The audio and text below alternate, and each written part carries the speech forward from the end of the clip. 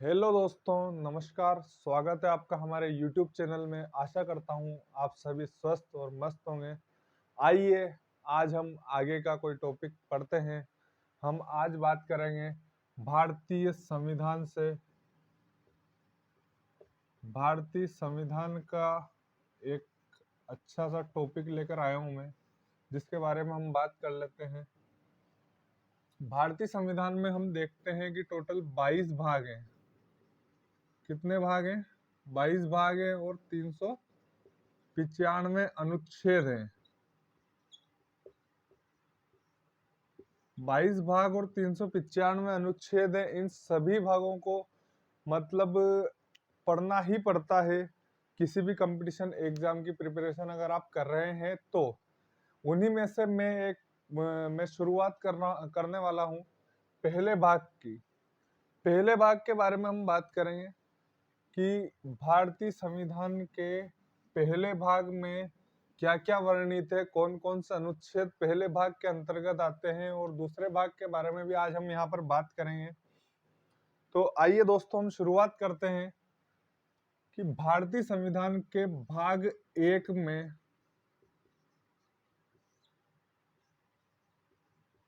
कितने अनुच्छेद वर्णित है। अनुच्छेद 1 से अनुच्छेद 4 तक जो है भाग 1 में वर्णित है। और इसमें किस किस बारे में जो है ये इन अनुच्छेदों में वर्णन किया गया है, क्या प्रावधान किए गए हैं इन अनुच्छेदों में, वो आगे हम बात कर लेते हैं। कि भाग 1 में बात की गई है हमारे संघ व उसके राज्य क्षेत्रों के बारे में। राज्य क्षेत्रों के बारे में और संघ के बारे में जो है भाग 1 में बात की गई है। भाग 1 में अनुच्छेद 1 से अनुच्छेद 4 तक जो है संघ और उसके राज्य क्षेत्रों के बारे में बात की गई। तो आइए दोस्तों, हम देख लेते हैं कि अनुच्छेद 1 में क्या प्रावधान है। अनुच्छेद 1 में जो है संघ व राज्य क्षेत्रों के नाम के बारे में बताया गया दोस्तों। किसी भी राज्य का, किसी भी संघ का नामकरण जो है भारत में अनुच्छेद 1 के तहत किया जाता है। और अनुच्छेद 1 के तहत ही जिस देश में हम रहते हैं उस देश को भारत नाम दिया गया है। भारत व इंडिया नाम दिया गया है इसी अनुच्छेद के तहत। आगे हम बात करते हैं दोस्तों। ये आपको समझ में आ गया होगा, शॉर्ट याद रखना। अनुच्छेद 1 में राज्यों के नाम के बारे में बताया गया है, ठीक है। अनुच्छेद 2 में क्या बताया गया है दोस्तों? अनुच्छेद 2 में क्या बताया गया है? अनुच्छेद 2 में ये बताया गया है कि जिन राज्यों की हम बात कर रहे हैं वो राज्य बनाए भी तो जाएंगे। तो जो हमारी संसद होती है, संसद आप सभी लोग जानते होंगे दोस्तों, संसद 3 लोगों का एक संगठन है जिसमें एक राष्ट्रपति होता है, एक लोकसभा होती है और एक राज्यसभा होती है। उनका संगठन ही संसद कहलाता है। तो जो संसद होती है उस संसद के पास जो है अधिकार होते हैं। संसद को क्या अधिकार होते हैं? नए राज्य बनाने के अधिकार होते हैं। नए राज्य निर्माण का अधिकार।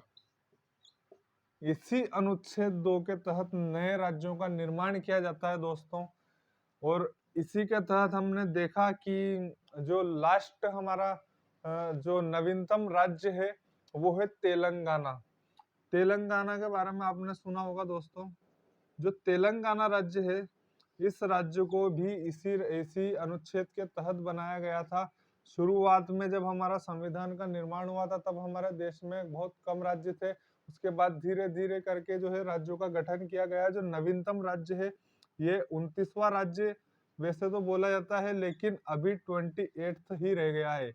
इसका कारण ये है कि जब हमारे देश में धारा 370 थी, धारा 370 थी, धारा 370 जब हमारे देश में थी तब जम्मू और कश्मीर भी एक राज्य हुआ करता था। लेकिन जब से धारा 370 को इस देश से हटाया गया है, उसके बाद से जम्मू और कश्मीर को 2 केंद्र शासित प्रदेशों में जम्मू एंड लद्दाख में जो है परिवर्तित कर दिया गया है। तो इसी कारण से जो है एक राज्य समाप्त हो गया उधर, और वो 2 केंद्र शासित प्रदेशों में जो है बंट गया। इस कारण अभी हमारे देश में 28 राज्य ही टोटल हैं। तो ये 28वां राज्य है तेलंगाना। ये इसका निर्माण कब किया गया था? तो इसका निर्माण किया गया था दोस्तों 2 जून 2014 को। ये भी आप ध्यान रख लीजिएगा, हो सकता है कभी एग्जाम में क्वेश्चन आ जाए। इसके बाद हम बात करें कि अनुच्छेद 3 में क्या बताया गया है। अनुच्छेद 1 और अनुच्छेद 2 तो आपको दोस्तों याद हो गया होगा कि अनुच्छेद 1 में जो है संघ और राज्य क्षेत्रों के नाम के बारे में जानकारी दी गई है।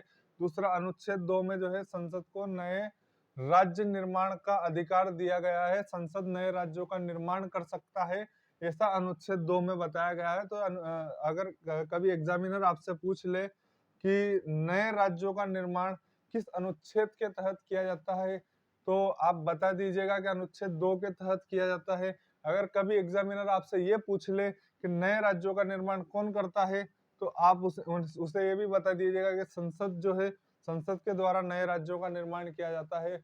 कभी एग्जामिनर ये पूछ ले कि वर्तमान में कितने राज्य जो है भारत में है, तो आप उन्हें ये भी बता दीजिएगा कि 28 राज्य है। और कभी एग्जामिनर ये पूछ ले कि भारत का नवीनतम राज्य कौन सा है, तो ये भी बता दीजिएगा दोस्तों कि नवीनतम राज्य कौन सा है, तेलंगाना है। आगे हम बात कर रहे थे अनुच्छेद 3 की, कि अनुच्छेद 3 में क्या वर्णित है। अनुच्छेद 3 की बात करें दोस्तों, तो अनुच्छेद 3 में हम देखें कि जो राज्य है, तो इन राज्यों के नाम व जो सीमाएं हैं, नाम व सीमाओं का में मतलब हाँ, राज्यों के नाम और सीमाओं में परिवर्तन का अधिकार किसको प्राप्त है? संसद को। तो संसद को क्या दोस्तों? राज्यों के नाम और सीमाओं में परिवर्तन का अधिकार प्राप्त है। अनुच्छेद 3 के तहत जो है राज्यों के नामों में और सीमाओं में परिवर्तन किया जा सकता है। जैसा कि हम देखते हैं कि जो उदाहरण के तौर पे हम देखें कि हमारा जो एक राज्य पड़ता है उड़ीसा। उड़ीसा का नाम जो है, अब भी हम अगर कहीं देखें अखबारों वगैरह में, कहीं न्यूज में देखें, तो उड़ीसा का नाम दोस्तों हमें देखने को मिलता है ओडिशा। ये उड़ीसा का नाम ओडिशा जो है, इस अनुच्छेद 3 के तहत ही किया गया है। लेकिन एक बात और हमें ध्यान रखनी होगी दोस्तों कि ये जो अनुच्छेद 3 में जो नाम और सीमाओं में परिवर्तन करने का तो अधिकार तो है, लेकिन इसके ये जो परिवर्तन तभी किए जा सकते हैं जब राष्ट्रपति राष्ट्रपति खुद इन चीजों के लिए सिफारिश करे। राष्ट्रपति जब तक नहीं चाहेगा, तब तक जो है राज्यों का नाम और सीमाओं में परिवर्तन नहीं किया जा सकता है। आइए दोस्तों आगे हम देखते हैं। आशा करता हूं आप सभी को समझ में आ रहा होगा।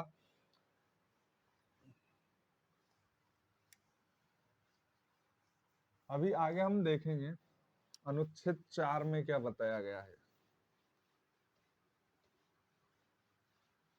अनुच्छेद 4 कोई बहुत बड़ी बात नहीं है, इन तीनों के बारे में ही अनुच्छेद 4 में बताया गया है। और जहां तक मुझे लग रहा है, आप जब ये वीडियो देखोगे तो आपको भी ऐसा लगेगा कि इन सभी अनुच्छेदों से जिनसे हम डरते थे, इनमें कोई बहुत बड़ी बात नहीं है। आप आसानी से इन चीजों को याद कर पाएंगे।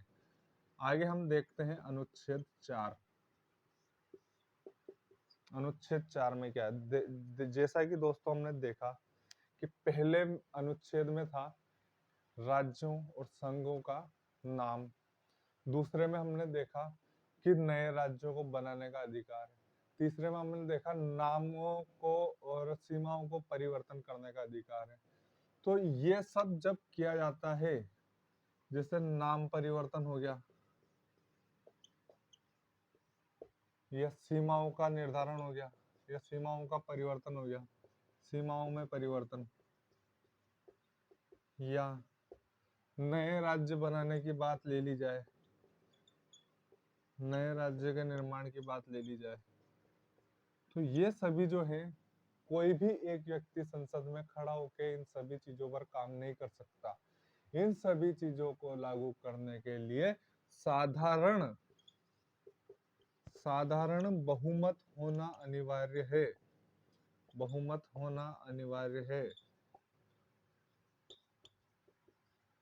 अगर साधारण बहुमत नहीं होगा तो ये सभी काम नहीं किए जा सकते। साधारण बहुमत से तो आप सभी समझते ही होंगे कि साधारण बहुमत का अर्थ क्या है। साधारण बहुमत का अर्थ होता है कि जैसे संसद में टोटल 200 लोग हैं, तो आधे से अधिक लोग इनका समर्थन करें इस बात का, तब जाके ये जो है कार्य हो सकते हैं नाम परिवर्तन का या सीमा में परिवर्तन का या नए राज्य के गठन का। आशा करता हूं आपको ये चीज समझ में आ गई होगी। आगे हम देख लेते हैं। हमने भाग 1 में अभी पढ़ा था कि भाग 1 में अनुच्छेद 1 से अनुच्छेद 4 तक वर्णित चीजें हैं। तो 1 से 4 तक तो हम पढ़ लिए। अब आगे देखते हैं भाग 1 के बाद भाग कौन सा आएगा, 2। भाग 2 की बात करेंगे दोस्तों। भाग 2 में क्या वर्णित है, जो संविधान है, संविधान के भाग 2 में क्या वर्णित है। भाग 2 में जो है नागरिकता के बारे में कुछ प्रावधान किए गए हैं। ये प्रावधान अनुच्छेद 5 से लेकर 11 तक किए गए हैं। टोटल कितने हो गए, 4 तो हमने पढ़ लिए और 7 अनुच्छेद टोटल हमें नागरिकता के बारे में पढ़ने हैं। और इनको अच्छे से मैं आपको समझाने का प्रयास करूंगा कि आप आसानी से इनको समझ पाए।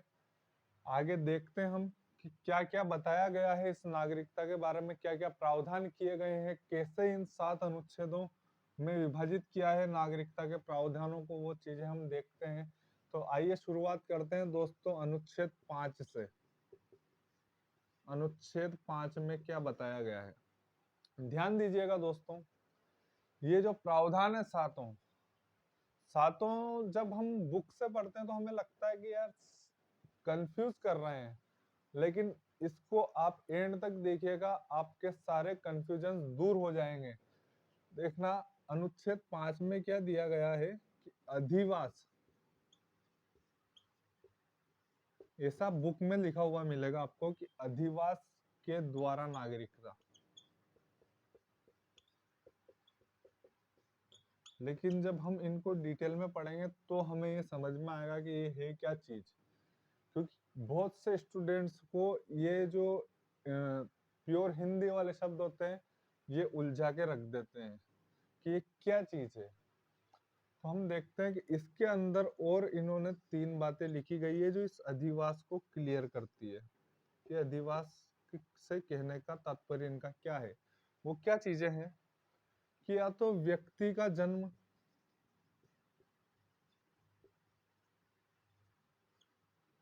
जिस देश की नागरिकता लेना चाहता है, जैसे आपने अभी तो हम भारत का संविधान पढ़ रहे हैं तो भारत के बारे में ही बताएंगे कि भारत में हुआ हो, व्यक्ति का जन्म भारत में हुआ हो। और अगर ऐसा नहीं होता है कि व्यक्ति का जन्म भारत में नहीं हुआ हो, तो कम से कम उसके माता या माता पिता में से किसी एक का जन्म भारत में हुआ हो।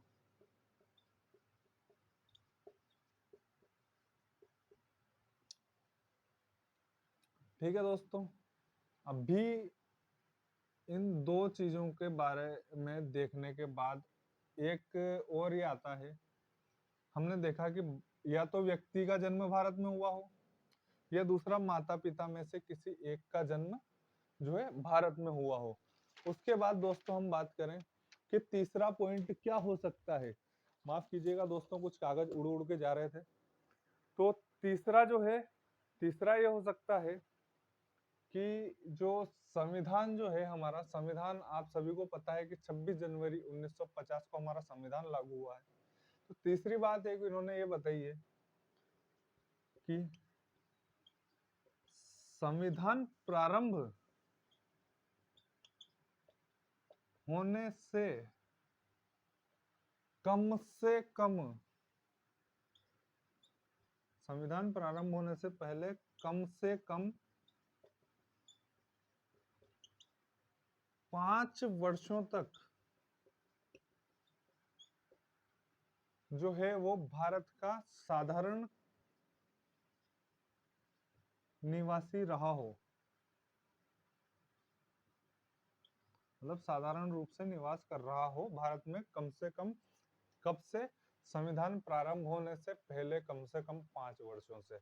जैसा कि इनका इस तीसरी लाइन से इनका कहने का मतलब है, जैसे हमारा संविधान 1950 में लागू हुआ, तो अगर जैसे व्यक्ति 1944 से आया, कहीं विदेश से आया हो, किसी भी देश से आया हो, कोई मतलब नहीं, अगर वो 1944 में आया भारत के अंदर, तो 1944 से 1950 तक कितने साल हो गए दोस्तों? 1944 से 1950 तक 6 साल हो गए, ठीक है।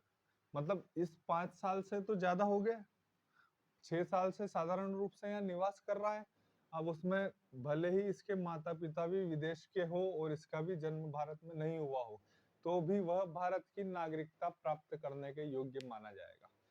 आइए इसके आगे हम बात करते हैं अनुच्छेद 6 की।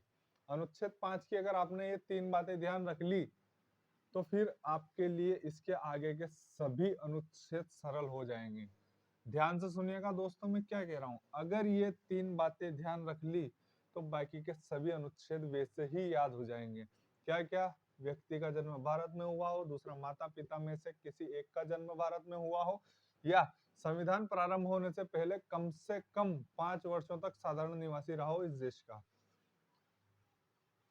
ठीक है दोस्तों, ये 3 चीजें याद रख लेना, उसके बाद आपको सब याद हो जाएगा, इस बात की गारंटी मेरी। तो आइए दोस्तों हम बात करते हैं अनुच्छेद 6 की। दोस्तों आपको पता ही होगा कि जो पाकिस्तान है वो भारत से अलग हुआ देश है। पहले भारत में ही शामिल था वो पाकिस्तान देश। तो जब भारत से अलग हुआ पाकिस्तान, तो कुछ लोग जो हैं भारत से पाकिस्तान की ओर चले गए और पाकिस्तान से भारत की ओर कुछ लोग आए। तो उनके बारे में जो है अनुच्छेद 6 के बारे में, अनुच्छेद 6 में उनकी नागरिकता के बारे में प्रावधान किए गए हैं कि जो भारत में पाकिस्तान से आए हैं,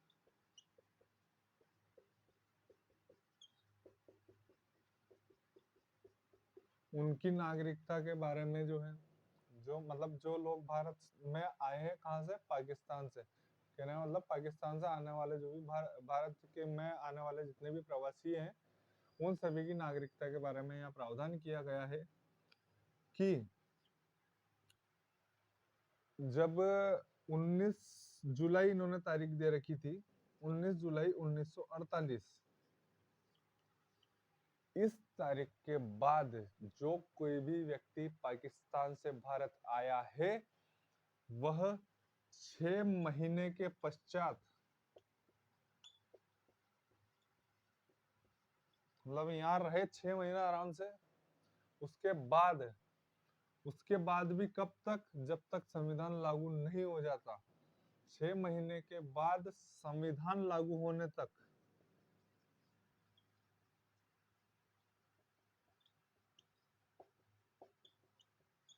अगर पंजीकरण करवा लेता है दोस्तों, तो भारत का नागरिक माना जाएगा। आई बात समझ में दोस्तों, कि जो पाकिस्तान का प्रवासी हमारे भारत देश में आके रहने लगा है, वह 19 जुलाई 1948 से संविधान लागू होने के बीच में आया है। मतलब इसके बाद आया हो, 6 महीने तक रह लिया हो, उसके बाद उसको पंजीकरण करवाना है किस समय से पहले? संविधान लागू होने से पहले। ठीक है, तो वो भारत की नागरिकता अपना सकता है। इसके आगे हम बात करें दोस्तों, अनुच्छेद 6 में जो है 2 भाग और वर्णित है। अनुच्छेद 6A या 6 का इसको बोल सकते हैं दोस्तों। इसमें क्या वर्णित है कि 19 जुलाई 1948 के बाद में आने वाले सभी प्रवासी या सभी पाकिस्तानी प्रवासी जो हैं उनको भारत का नागरिक कहा जाएगा। 19 जुलाई 1948 के बाद आने वाले पाकिस्तानी प्रवासी को भारतीय नागरिक समझा जाएगा।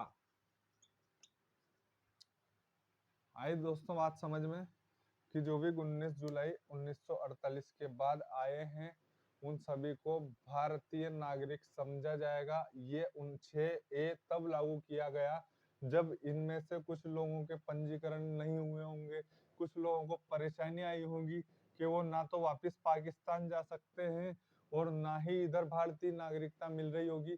तब जाके संशोधन करके इस 6A को जोड़ा गया होगा दोस्तों कि जो भी आए हैं उन सभी को भारतीय नागरिक माना जाएगा। घबराने वाली कोई बात नहीं है। तो और इसके अलावा जब फिर भी कुछ लोग रह गए जिनको भारतीय नागरिकता नहीं मिल रही थी, तो उसके बाद जो है दोस्तों एक और अनुच्छेद जोड़ा गया था इसी अनुच्छेद 6 में, अनुच्छेद 6B या अनुच्छेद 6ख बोल सकते हैं हम उसे। तो उसके बारे में भी दोस्तों मैं आपको बता देता हूँ कि अनुच्छेद 6ख में क्या बताया गया है।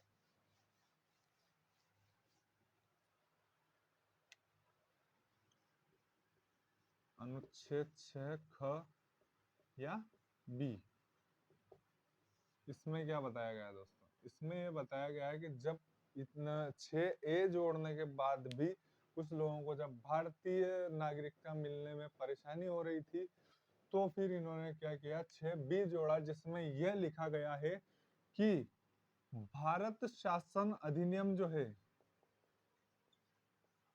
भारत शासन अधिनियम जो है 1935 का, उसमें जो बातें लिखी गई है, अगर वो बातें यहाँ का कोई नागरिक पूरी रूप से पूरे तरीके से अगर होगा उसके पास कि हाँ जो उसमें बातें लिखी गई है वो अगर पूरी शर्तें करता होगा, तो उन शर्तों को पूरी करने के बाद उसे भारत का नागरिक माना जाएगा। वो शर्तें क्या थी?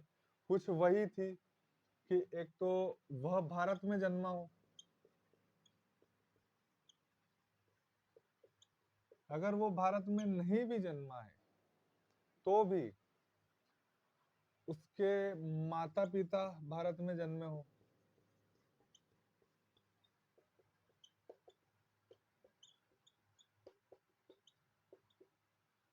और अगर ये भी नहीं हो तो एक लाइन और लिखी गई थी कि पितामह, या ये कह दो कि उसके दादा दादी जो है भारत में जन्मे हो, तो जो है दोस्तों उस व्यक्ति को भारत की नागरिकता दे दी जाएगी। ये बात थी अनुच्छेद 6 में। 2 अनुच्छेद पढ़े दोस्तों हमने, एक बार रिवाइज करना, रिवाइज साथ साथ ही करते रहेंगे, तो उससे क्या है कि वीडियो के एंड तक आपको अनुच्छेद 1 से अनुच्छेद 11 तक मुंह पे रटा जाएगा। फिर कोई बोल नहीं पाएगा आपसे कि आपको ये अनुच्छेद पता है क्या। अनुच्छेद 1 से 11 तक तो इस वीडियो में, एक ही वीडियो में आपको ऐसा रटा दूंगा कि आप किसी से भी पूछ लेना कि ऐसा यूट्यूब पर कभी किसी ने पढ़ाया था अनुच्छेद 1 से 11 तक के बारे में। पढ़ाया होगा, पर आपने अगर पढ़ा होगा तो, पढ़ाने वाले तो बहुत ही हैं।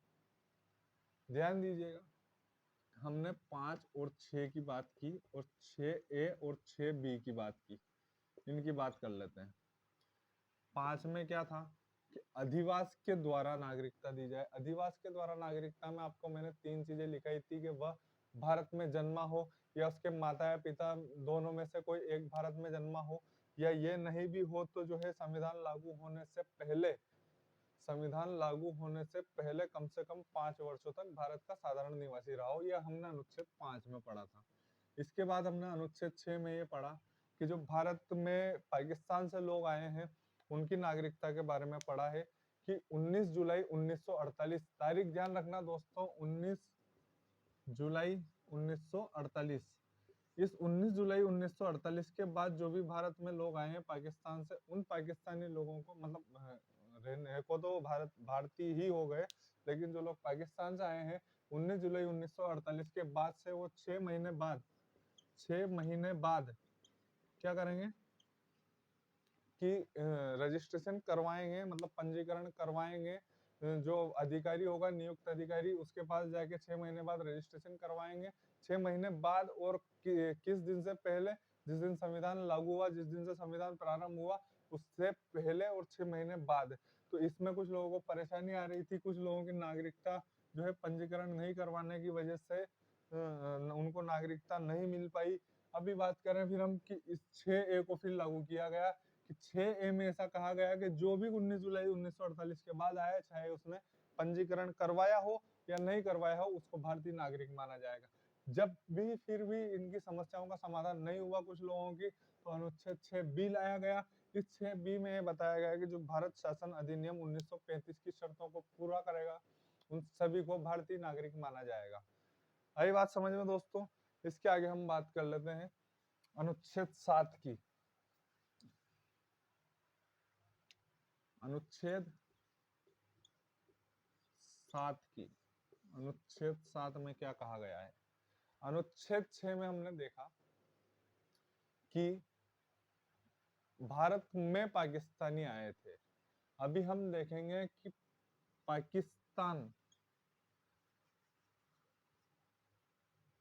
भारत से पाकिस्तान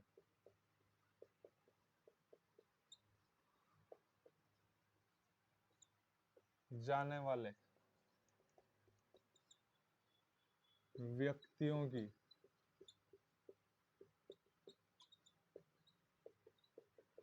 नागरिकता समाप्त करने के बारे में प्रावधान, करने के बारे में प्रावधान।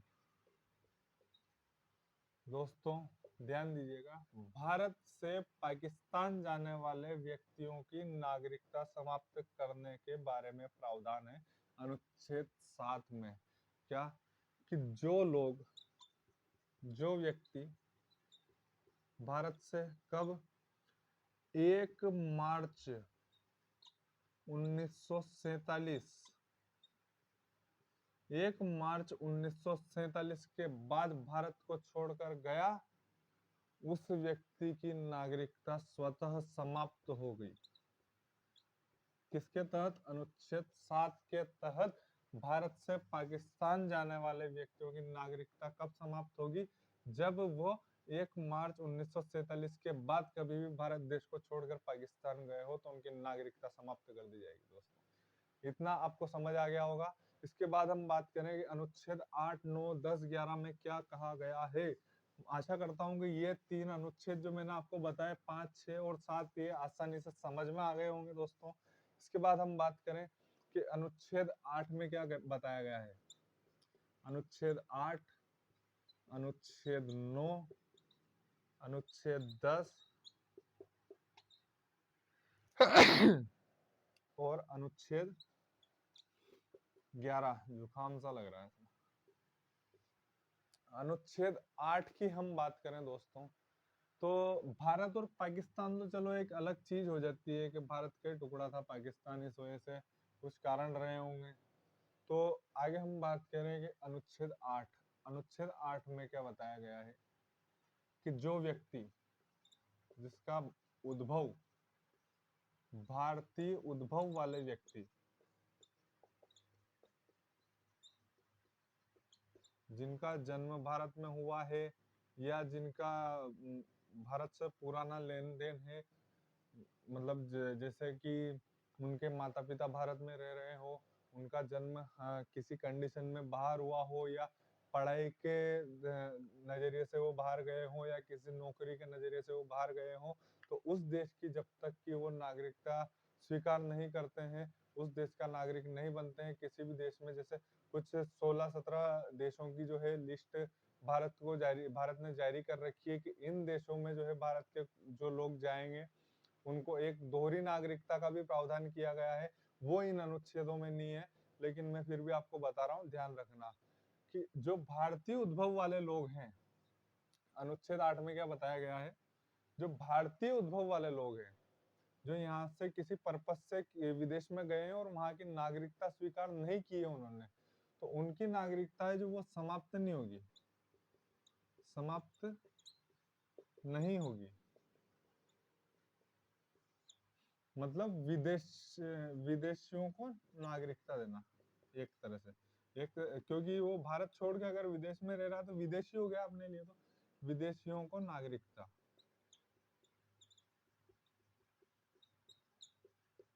किसमें कहा गया है विदेशियों को नागरिकता के बारे में? अनुच्छेद 8 में। अनुच्छेद 9 में क्या बताया गया है दोस्तों? अनुच्छेद 9 में बताया गया है कि जो विदेश में भारत के लोग गए हैं, उन्होंने अगर स्वेच्छा से, खुद की इच्छा से, अगर वहां की किसी भी देश की अगर नागरिकता स्वेच्छा से किसी भी विदेशी देश की नागरिकता ग्रहण की है,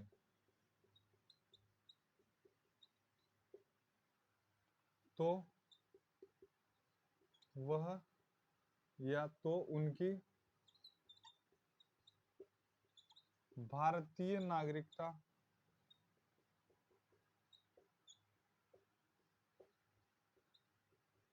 समाप्त हो जाएगी, भारतीय नागरिकता समाप्त हो जाएगी। आई बात समझ में दोस्तों? इसके बाद हम बात करें अनुच्छेद 10 में क्या बताया गया है। इन चीजों को एक बार रिवाइज करूंगा, ये मत सोचिएगा कि सर बहुत फास्ट हो गए हैं, अभी हम रिवाइज करेंगे वापस इन चारों को। अनुच्छेद 10 में क्या बताया गया है? अनुच्छेद 10 में ये बताया गया है कि किसी भी भारतीय नागरिक की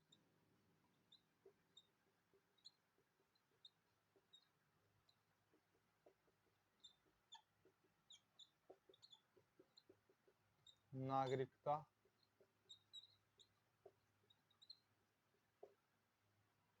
अवैध रूप से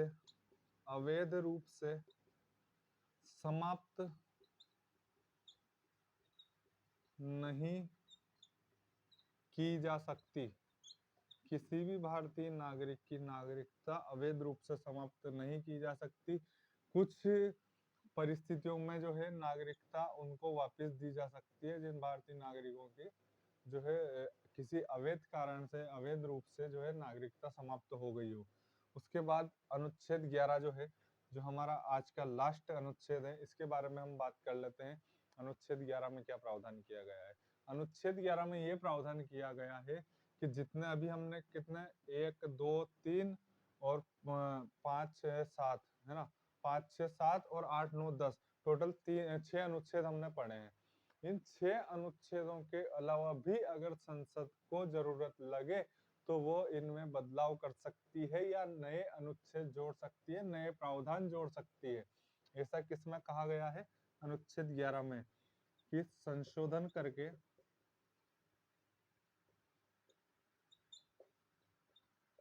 नए नियमों को जोड़ने का प्रावधान किस अनुच्छेद में है दोस्तों? अनुच्छेद 11 में है। अभी देख लीजिए एक बार और इनको। अनुच्छेद 8 में क्या कहा गया है? शोर्ट में ध्यान रखना कि अनुच्छेद 8 में तो विदेशों को नागरिकता देने की बात की गई है, कि विदेश में जो यहाँ के लोग रह रहे हैं उनको नागरिकता दी जाएगी। और अनुच्छेद 9 में जो है नागरिकता समाप्त करने की बात की गई है, भारतीय नागरिकता समाप्त करने की बात की गई है। कब? जब वो विदेश की किसी भी विदेशी देश की जो है वो नागरिकता ग्रहण कर लेता है स्वेच्छा से कोई भी व्यक्ति, तो उसकी भारतीय नागरिकता समाप्त हो जाएगी। उसके बाद अनुच्छेद 10 में क्या कहा गया है कि किसी भी भारतीय नागरिक की अवैध रूप से नागरिकता समाप्त नहीं की जाएगी। किसी भी भारतीय नागरिक की नागरिकता जो है वो अवैध रूप से समाप्त नहीं की जाएगी। मतलब मैंने आपको अभी बताया कि जैसे कोई कारण ऐसा रहा हो जो व्यक्ति को एक तरीके से जो सही कारण नहीं हो फिर भी उसकी नागरिकता छीन ली जाए, तो कुछ परिस्थितियों में वह जो नागरिकता है वह समाप्त नहीं की जा सकती। उसके बाद 11वें में हमने देखा अनुच्छेद 11 में कि इन सभी अनुच्छेदों के बावजूद भी अगर लगता है सरकार को, संसद को, राज्यसभा को, लोकसभा को, राष्ट्रपति को, किसी को भी अगर ऐसा लगता है कि इन नियमों से पार नहीं पड़ रही है, कुछ और नियम भी होने चाहिए, तो जो है संविधान में संशोधन करके नए नियमों को जोड़ने का प्रावधान किसमें किया गया है? अनुच्छेद 11 में। आशा करता हूं दोस्तों आप सभी को ये सभी अनुच्छेद आसानी से समझ में आ गए होंगे और जैसा मुझे लग रहा है, जैसा मैंने आपके लिए प्रयास किया है, मुझे लग रहा है कि अब तक आपको ये याद भी हो चुके होंगे और मुझे नहीं लगता कि अगर एक बार आपने इनको याद कर लिया सही से, तो आप इन चीज़ों को भूल पाओगे।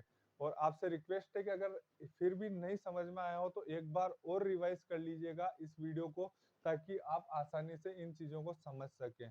धन्यवाद दोस्तों, अगर वीडियो पसंद आई हो तो वीडियो को लाइक कर दीजिएगा, चैनल को सब्सक्राइब कर दीजिएगा और कमेंट करके ज़रूर बताइएगा कि कैसी लगी वीडियो आपको, ताकि मैं आगे और नए-नए टॉपिक्स आपके लिए लेकर आता रहूँ। धन्यवाद दोस्तों।